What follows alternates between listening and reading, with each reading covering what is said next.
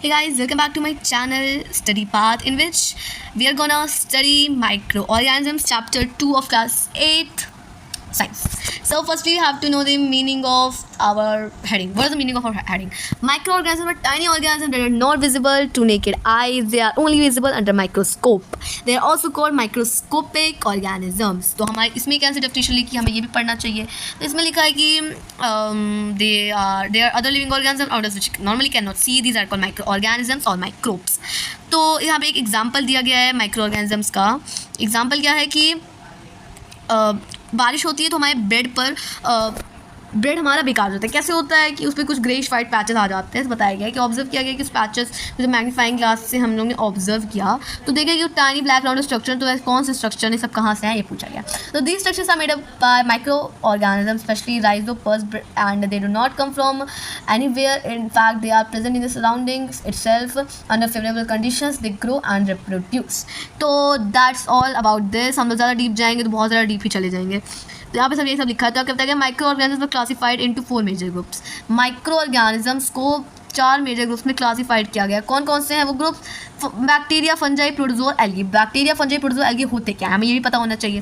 तो what is bacteria? Bacteria single cell organisms and normal से जानेंगे, बहुत डीप हम लोग नहीं जानेंगे क्योंकि हम लोग बहुत ज़्यादा डीप हमारे बुक में लिखा ही नहीं है. और what is fungi? Fungi are multi cellular heterotrophic organism. What is the meaning of heterotrophic? Heterotrophic mean that depends on other for food. What is protozoa? Protozoa unicellular multicellular microorganisms that is usually found in water. What is algae? Algae are unicellular multicellular autotrophic organisms. Algae contain chlorophyll and carry out photosynthesis process. तो what ये सब बताया गया. इसमें bacteria, fungi और protozoa में थोड़ी सी information हम लोग ने जान ली. थोड़ी सी इन्फॉर्मेशन थोड़ी सी. तो अगर हम नीचे जाएंगे तो हमें दिखेगा वायरस दिखा. अब आप लोग तुरंत आप लोग दिमाग में क्या होगा? कोरोना वायरस, कोविड-19. भैया कोविड-19 वायरस सिर्फ कोविड-19 है. ऐसे इंपॉर्टेंट नहीं कि कोविड-19 खतरनाक वायरस हो सारे. तो व्हाट आर वायरसेस जाना है हम लोग को. ठीक है. तो viruses are ultra microscopic organism. They are ultra pro max. जैसे होता है अल्ट्रा लीजेंड, तो वायरसेस अल्ट्रा लीजेंड है. तो viruses are also microscopic but are different from other micro organism. Viruses microscopic होते हैं, मतलब वो हम लोग अपने को नेकेड आई से नहीं देख सकते हैं. But they are not micro organism. They are not the part of the micro organism. They are different from micro organism. They however they reproduce inside their host cell of the organism which can be a bacterium, plant और animal. लिखा है ऐसा. तो हमारे कुछ diseases लिखे हैं कि डिसीजेस कैसे होते हैं. अगर कॉमन कोल्ड एलिमेंट से हमारे लिखा है यहाँ पे देखिए. यहाँ पे तो नीचे जाएंगे तो पता चलेगा. एक सेकेंड. हाँ, तो यहाँ पे कॉमन कोल्ड एलिमेंट्स से हमारे फ्लू, कोल्ड, इन्फ्लुएंजा ये सब होते हैं. कफ्स ऑफ वायरस जो उसको सीरियस डिसीज होते हैं लाइक पोलियो और चिकन पॉक्स और डिसीज लाइक डायसेंट्री और मलेरिया हमारे प्रोटोजोआ से होते हैं. ये सब इसमें बताया गया है. देन वी गॉट हमारे पास अब क्या है. अब हम लोग उसको ज़्यादा इसमें लिखा है भैया ज़्यादा डीप ना जाओ. डीप नहीं जाना हमें. हम लोग मतलब लिखा नहीं है. मैं कह रही हूँ 7th और 6th क्लास में थोड़ा माइक्रो ऑर्गेनिज्म के बारे में पढ़ा था. तो क्या अब आया हमारा बैक्टीरिया. अब कुछ बैक्टीरिया दिख रहे हैं. देखिए छोटे छोटे छोटे बैक्टीरिया दिख रहे हैं. तो ये जो पहला हम लोग को दिख रहा है तो ये क्या है? ये जो पहला है ये स्पाइरल बैक्टीरिया है. आप बस जान लीजिए में कुछ ऐसा मेंशन नहीं किया गया है. और ये दूसरा हमारा रॉड शेप्ड है. ज़्यादा डीप नहीं बताया गया. मैं ज़्यादा डीप आपको बता भी नहीं रहा. आपको सिर्फ इंपॉर्टेंट टॉपिक्स मैं बताऊंगी इसमें. इससे आप लोग जल्दी समझ जाइए. ओनली फॉर मतलब आप जल्दी से एग्जामिनेशन के लिए समझिए. कितना समय भी नहीं रहता आपके एग्जामिनेशन के लिए. और अगर आप 2x पे करेंगे तो फिर आप बहुत जल्दी वीडियो देखेंगे. तो और फिर हमारा एल्गी, यहाँ पे कुछ एल्गी दिया गया है. स्पोरजेरा और क्लैमिडोमोनास. और कुछ प्रोटोजोआ दिए गए, अमीबा और पाल्मेसियम. और कुछ हमारे फंजाई भी दिए गए हैं. कैसे कैसे हमारे फंजाई? ब्रेड मोल्ड है, पेनिसिलम है, एस्परगिलस है. पेनिसिलम क्या है? पेनिसिलम बहुत इंपॉर्टेंट है हमारे लिए. पेनिसिलम डिस्कवर करता है फर्स्ट एंटीबायोटिक की, पेनिसिलिन की. ठीक है. तो अगर हम और नीचे जाएंगे तो हमें क्या दिखेगा? हमें कुछ वायरसेस की फ़ोटो दिखेंगी. तो वायरसेस का स्ट्रक्चर कैसे बना है भाई? देखो कुछ ऐसे बीच में रहता है. रुको ब्लैक कलर से ज़्यादा सुंदर लगेगा. ये प्रोटीन होता है जो बीच में कुछ रहता है. और इसके नीचे यहाँ पे थोड़ा नीचे DNA रहता है, यानी कि न्यूक्लिक एसिड. और ज़्यादा अगर मैं ज़्यादा पार्ट बताने लगूंगी तो ज़्यादा हो जाएगा. तो फिर इसको हम छोड़ते हैं. ठीक है. तो आगे हम लोग जाएंगे वेयर डू माइक्रो ऑर्गेनिज्म से. सबसे मेन टॉपिक भैया रहते कहाँ हैं? पता चल गया कहाँ रहते हैं, लेकिन एक्चुअली भी कहाँ रहते हैं. तो microbes can survive in all kinds of environments from icy cold climates to the hot springs. They can survive in any kind of temperature, any humidity level. भाई मतलब जानवर ही होते हैं वो लोग. कहीं भी मतलब दाना हो रहते हैं तो किसी भी ह्यूमिडिटी लेवल में रह लेते हैं. तो इसमें आपकी बुक मेंशन किया गया माइक्रो ऑर्गेनिज्म में भी सिंगल से like bacteria, some algae and protozoa. तो हमारे बुक में इंपॉर्टेंट क्या है? They live in all kinds of all kind types environment ranging from ice cold climate to hot spring में ठंडी से लेकर गर्म से गर्म जगह पे, मतलब जानवर दानव भी रहते हैं वो लोग, समझ जाइए। And deserts to marshal and they are also found inside the bodies of, अरे बाप रे, हम ऐसा ये नहीं कि ये लोग यहीं हमें छोड़ देंगे, ऐसा नहीं है, ये हमारे ह्यूमन बॉडीज़ में भी रहते हैं, ह्यूमन बॉडीज़ में प्रेजेंट रहते हैं भाई, हर जगह है ये लोग। तो माइक्रो ऑर्गेनिजम्स एंड अस, तो यहाँ पे अस क्यों लिखा, कुछ माइक्रो ऑर्गेनिज्म हमारे लिए बेनिफिशियल होते हैं, तो पढ़ते हैं उनके बारे में। तो micro organism play an vital role in our life, some of them are very beneficial as मैंने बताया था, और कुछ बहुत ज़्यादा हार्मफुल होते हैं। तो हम लोग पहले बेनिफिशियल पढ़ते हैं, पहले अच्छी चीज़ फिर गंदी चीज़। तो माइक्रो ऑर्गेनिज्म हमारे डिफरेंट पर्पसेस के लिए यूज़ होते हैं। So they are use to make curd, bread and cake, they are use in cleaning up the environment, they are use to increase the soil fertility and they are also using to make antibiotic extra etcetera. तो अब हम लोग देख लीजिए, तो making of curd and bread, तो फिर curd और ब्रेड बनता कैसे है। तो भाई क्या होता है कि एक हमारा कर्ड की फॉर्मेशन कैसे रहती है कि जो हमारा लैक्टोबैसिलस होता है, लैक्टोबैसिलस मिल्क हमारा, ठीक है, मिल्क रहता है, कन्वर्ट कर देता है, सॉरी गलती कर दी, तो मिल्क करता है कन्वर्ट, जो हमारा दूध होता है वो किस में कन्वर्ट करता है, बचपन से पता है आपका कर्ड, कि मम्मी रात में थोड़ी सी दही लेती है, उसमें दूध डाल देती है कटोरी में, फिर अगले दिन दही बन जाती है। कैसे होता है भाई, कभी सोचा भी। तो इसका जो इसका प्रोसेस होता है कैसे कन्वर्ट करता है, लैक्टोबैसिलस नाम का एक बैक्टीरिया है जिससे इसका कन्वर्जन होता है, ठीक है। तो लैक्टोज होता है वो कन्वर्ट करता है, जो लैक्टोज होता है वो कन्वर्ट करता है मिल्क को लैक्टिक एसिड में, फिर दैट लैक्टिक एसिड क्या, वो फिर लैक्टिक एसिड क्या करता है, दैट कोएगुलेट मैं बोल नहीं पा रही वो शब्द, कोएगुलेट, ठीक है, जमा देता है भैया, हिंदी शब्द बोलेंगे, अंग्रेजी ज़्यादा ना जानूँ। तो प्रोटीन को फिर जिसमें प्रोटीन होता है उसे जमा देता है, जो जमाना होता है प्रोटीन को, उसे हम लोग दही कहते हैं नॉर्मली। तो यहाँ पे बोल रहा है कि आप लोग, हम लोग नोटिस किया होगा कि ऐसे मतलब खाना वाना मम्मी बना रही हो, मतलब भटूरा बना, इडली बना रही हो, तो भटूरे के लिए जो आटा होता है पहले गूँथ कर देती हैं, और इडली के लिए पहले से फेंट के रख देती है, क्यों करती हैं, थोड़ी देर बाद फूल जाता है वो, कैसे भाई, ये होता कैसे, ये प्रोसेस मतलब कैसे फूलता है, मतलब ये समझिए कैसे फूलता कैसे है। तो क्या होता है कि जो आटा डफ जो भी कहो आप, वो क्या होता है उसके अंदर कार्बोहाइड्रेट प्रेजेंट रहता है, क्या रहता है, कार्बोहाइड्रेट प्रेजेंट रहता है, ठीक है, कार्बोहाइड्रेट। तो carbohydrate converts it into CO2 में कन्वर्ट करते हैं ये लोग। तो क्यों करते हैं CO2 में कन्वर्ट, क्योंकि CO2 उसको फुला देती है, उसमें फ्लफीनेस पैदा कर देती है, ठीक है, या फ्लफीनेस कैसे समझ जाओ, फ्लफीनेस पैदा करती है।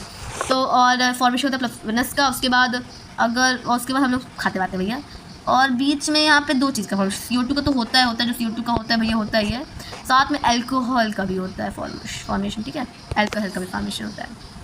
और इस तरह से मतलब हमारा आटा फूलता है, ऐसा एज अ प्रोसेस बताया गया है, ठीक है।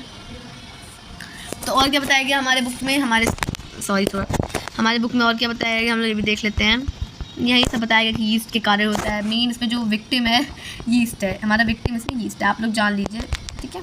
तो अब कमर्शियल यूज ऑर्गेनिजम्स क्या होता है, तो आप जानिए कि सबसे ज़्यादा वाइड यूज, लार्ज स्केल में सबसे ज़्यादा माइक्रोब्स कहाँ यूज़ किए जाते हैं, किस में यूज़ किए जाते हैं, formation production of alcohol, wine and acetic acid, सबसे ज़्यादा इसी में यूज़ किया जाता है। तो इसमें लोग क्या करते हैं कि इसको कन्वर्ट कर देते हैं, शुगर क्या करते हैं भैया, ये लोग शुगर को अल्कोहल में कन्वर्ट कर देते हैं। इसलिए जो प्रोसेस होता है conversion of sugar into alcohol is called fermentation, जो कि मेंशन किया गया है, that is mentioned in your book, ठीक है।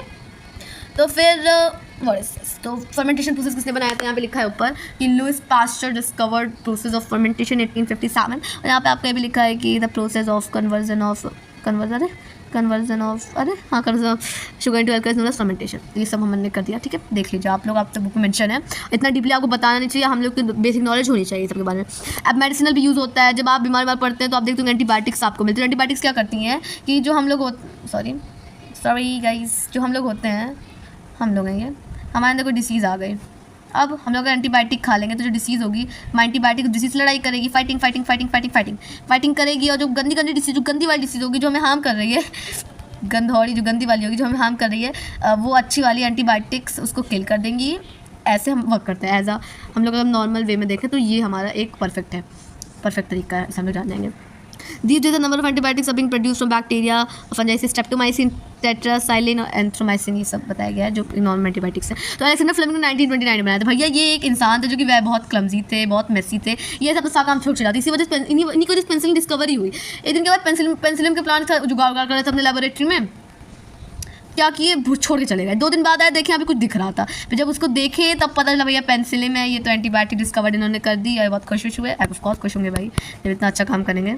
तब एंटीबॉडीज़ क्या होती है, तो जैसे समझिए एंटीबॉडीज में नॉर्मल बात है, इंसान है ये, आपके अंदर कोई डिसीज़ घुसने से पहले से अगर आप कोई वैक्सीनेशन करा लेंगे, कोई मतलब वैक्सीनेशन करा लेंगे, तो आपके अंदर जो डिसीज़ होगा घुसेगा दोबारा वाला, तो वो शील्ड पैदा कर देगा। और शील्ड को क्या कहते हैं, एंटीबॉडीज़। तो यही लिखा है आपकी बुक में भी, ऐसा ही कुछ लिखा है। मेरे पढ़ाने का तरीका थोड़ा कैजुअल है, सॉरी। तो क्या लिखा है आपकी बुक में कि where disease carrying microbes enter our bodies, the body produces antibodies to fight the invader, यही लिखा है।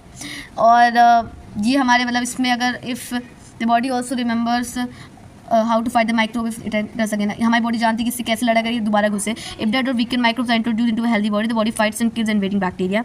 अगर डेड ऑफ किल एनिमल्स निकल माइक्रो ऑर्गेनिज्म घुसेंगे तो हमारी बॉडी से लड़ाई करेगी, फाइटिंग होगी, ठीक है।